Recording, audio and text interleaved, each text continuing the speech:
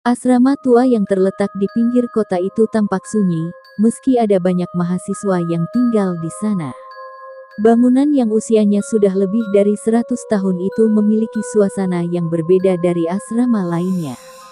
Arif, seorang mahasiswa baru yang baru saja diterima di universitas, tiba di asrama dengan penuh semangat. Ia tak sabar untuk memulai hidup barunya. Namun, begitu melangkah masuk, ia merasakan udara yang berat, seolah-olah ada yang mengawasi.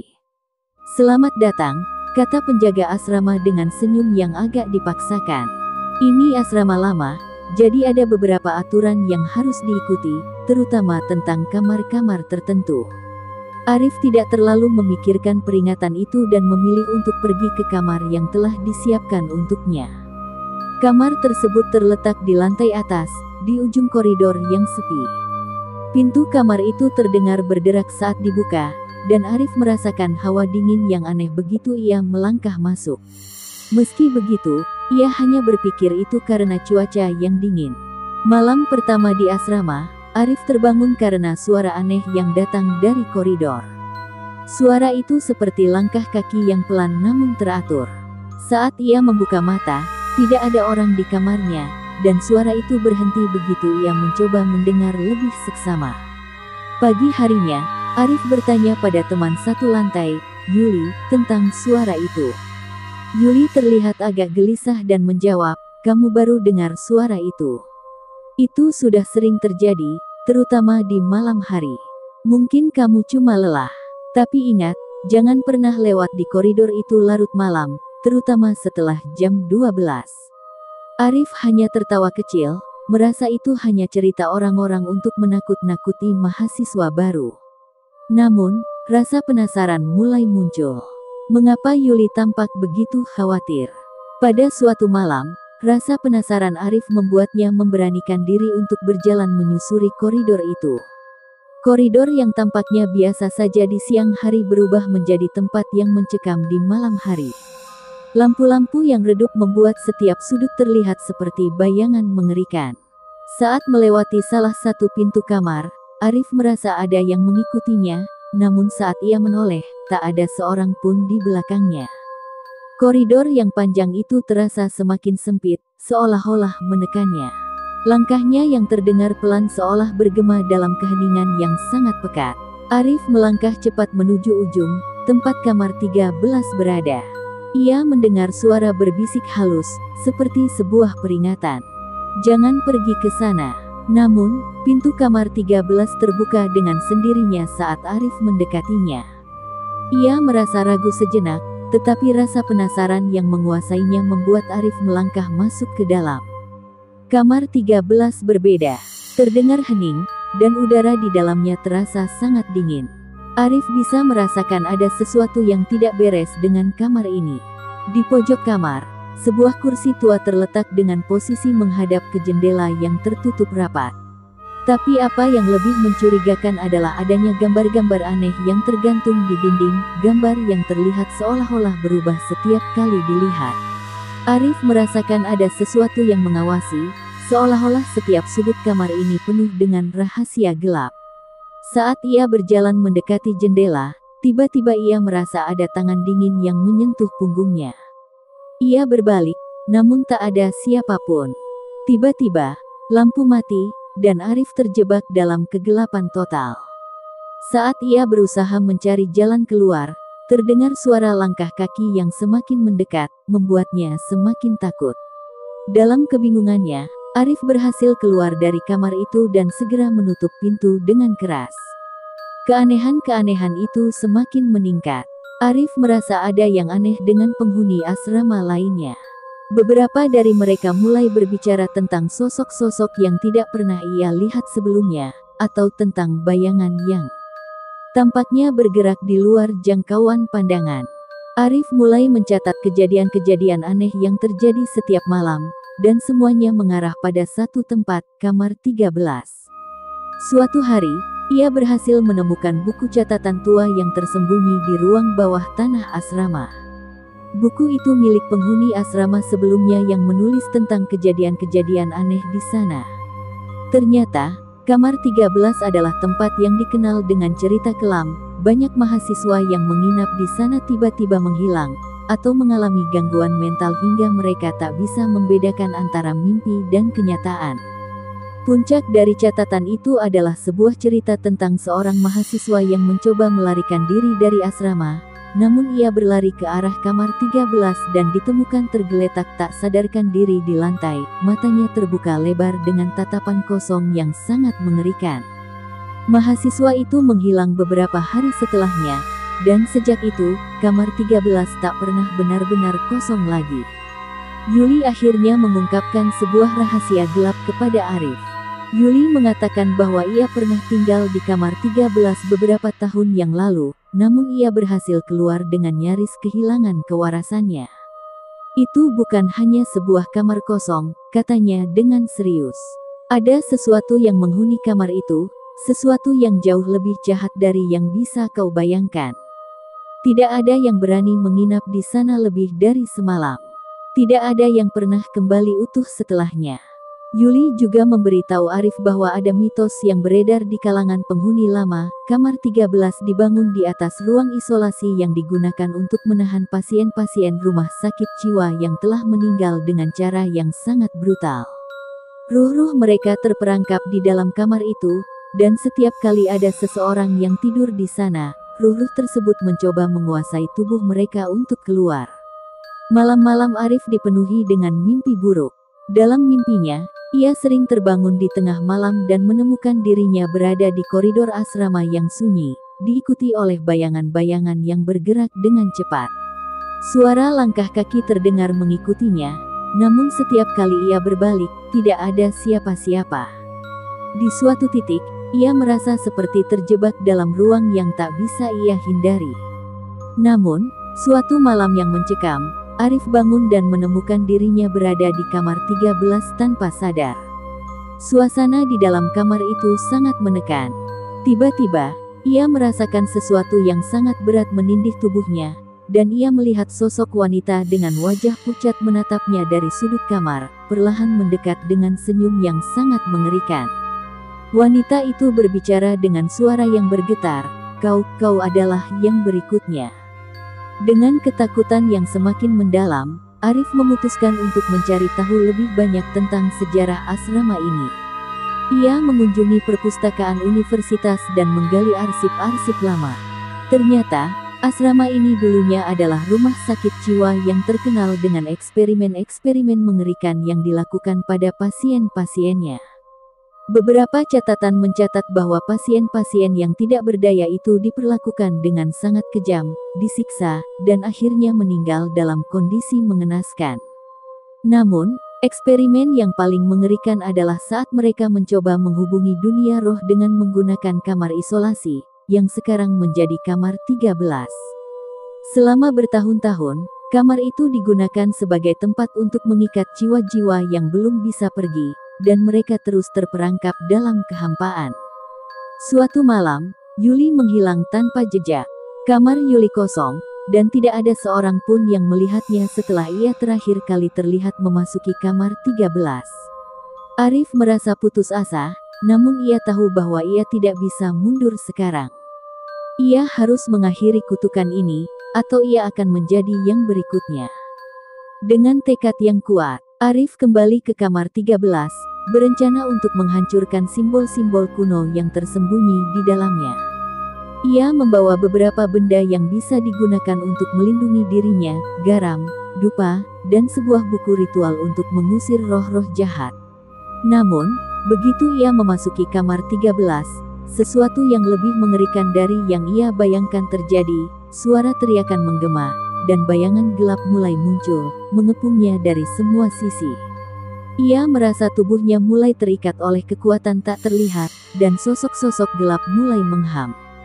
Dengan seluruh keberanian yang tersisa, Arif melakukan ritual yang telah dipelajarinya untuk mengusir roh-roh tersebut. Namun, kekuatan di dalam kamar itu terlalu besar. Arif menyadari bahwa untuk menghentikan kutukan ini, ia harus mengorbankan sesuatu yang sangat berharga, jiwanya. Dengan satu seruan terakhir, ia menghancurkan simbol-simbol kuno yang ada di dalam kamar, memutuskan hubungan antara dunia roh dan dunia manusia.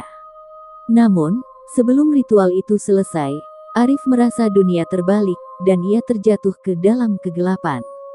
Ketika pagi tiba, penghuni asrama menemukan kamar 13 kosong, dan Arif tidak pernah ditemukan lagi. Namun, mereka semua tahu, kamar 13 tetap mengawasi asrama itu, menunggu penghuni berikutnya yang cukup berani untuk mengungkap rahasia gelapnya. Setelah Arif menghilang, suasana asrama menjadi semakin sunyi. Tidak ada yang berbicara tentang kamar 13 lagi, meskipun ada rasa tidak nyaman yang tetap menggelayuti penghuni asrama.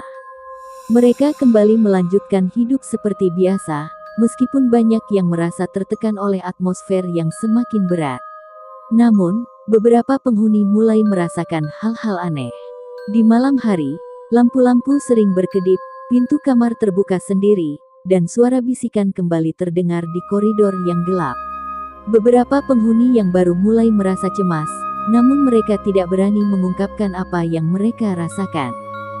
Di lantai atas, tempat kamar 13 berada, semuanya tetap tampak tenang. Namun, sebuah keanehan mulai terjadi. Kamar yang semula terkunci rapat kini terbuka lebar, seolah menantang siapapun untuk masuk dan mengungkap apa yang terjadi di dalamnya. Tak ada yang berani mendekat, namun perasaan tidak nyaman itu semakin membesar.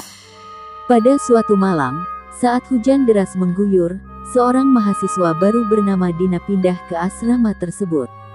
Dina adalah seorang gadis yang sangat optimis, yang tidak mudah takut terhadap cerita-cerita mistis. Ia mendengar banyak cerita tentang asrama tua ini, namun ia memutuskan untuk tidak percaya pada cerita-cerita hantu yang beredar. Itu cuma cerita-cerita untuk menakut-nakuti, pikirnya.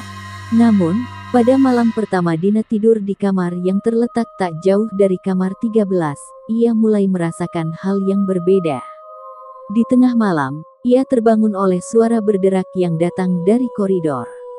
Dina terbangun dan melangkah keluar, memeriksa, namun tidak ada siapa-siapa. Hanya ada keheningan yang mencekam.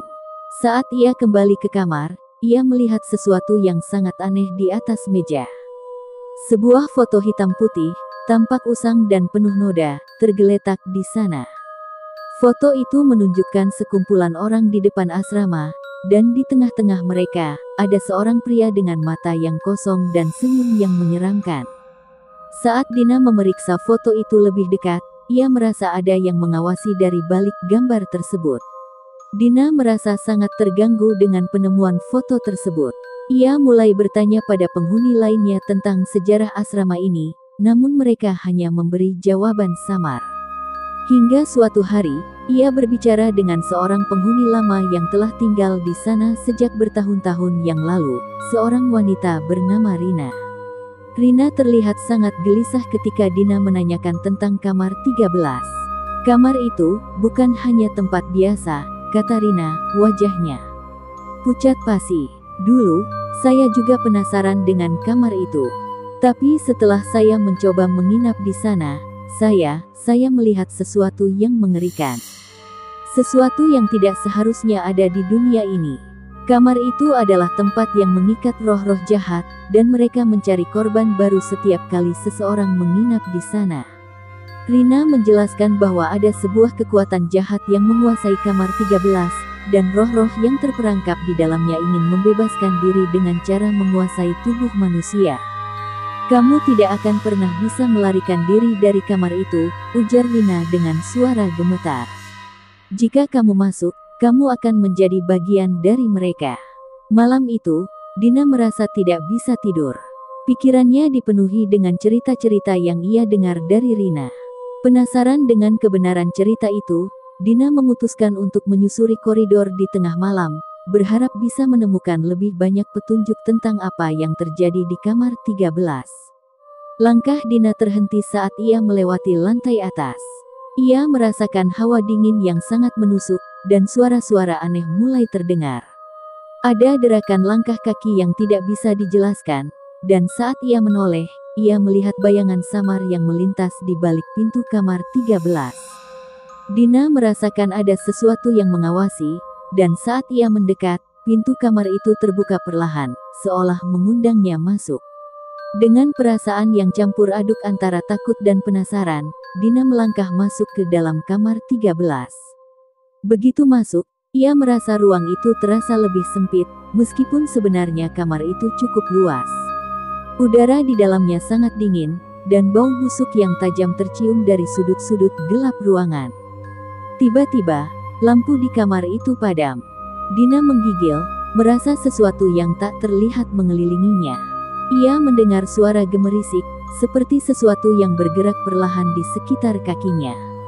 Dina menoleh dan melihat sosok bayangan bergerak cepat ke arah pintu. Seketika, suara bisikan terdengar semakin keras. "Kamu sudah datang," bisik suara itu, membuat tubuh Dina gemetar ketakutan. Sosok bayangan itu muncul dari dalam kegelapan, sebuah tubuh tak berbentuk, dengan wajah penuh darah dan mata yang mengerikan. Dina terjatuh mundur, hampir terjatuh ke lantai, tapi sosok itu mendekat lebih cepat. Dina berusaha melarikan diri, namun pintu kamar 13 tiba-tiba terkunci dengan sendirinya. Ia berlari ke arah jendela, mencoba membuka tirainya, namun tidak ada jalan keluar. Kamar itu terasa semakin sempit, dan suasana semakin mencekam. Sosok yang mengejarnya semakin dekat, sementara suara bisikan semakin keras di telinganya. Tiba-tiba, Dina merasa seperti terhisap ke dalam dunia lain. Tanpa sadar, ia mulai melihat potongan-potongan kenangan orang-orang yang pernah tinggal di kamar 13. Mereka semua tampak seperti terperangkap dalam ilusi, matanya kosong dan tubuh mereka bergerak seperti boneka yang dikendalikan oleh sesuatu yang lebih besar.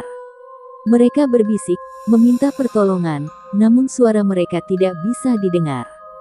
"Jangan pernah masuk, kamu akan seperti kami," bisik salah satu sosok, sebelum tubuhnya menghilang ke dalam kegelapan. Dina merasakan tubuhnya semakin berat, seperti ada sesuatu yang menariknya ke dalam tanah. Ketika ia melihat ke bawah, ia melihat bayangan mengerikan, sebuah tangan besar, berwarna hitam pekat, muncul dari lantai dan menarik kakinya. Dengan sekuat tenaga, Dina berteriak dan berusaha melepaskan diri, namun suara itu kembali terdengar di telinganya, "Kamu adalah milik kami." Saat itulah Dina tersadar, ia terjebak dalam dunia roh yang terperangkap. Wajahnya menjadi pucat pasi, matanya kosong, dan tubuhnya tampak lemas tak berdaya. Di luar, suara bisikan dari kamar 13 terdengar semakin keras, mengundang lebih banyak korban untuk datang, dan mengunci mereka dalam dunia yang tidak bisa kembali. Akhir cerita ini terus berlanjut dengan ketegangan yang semakin meningkat.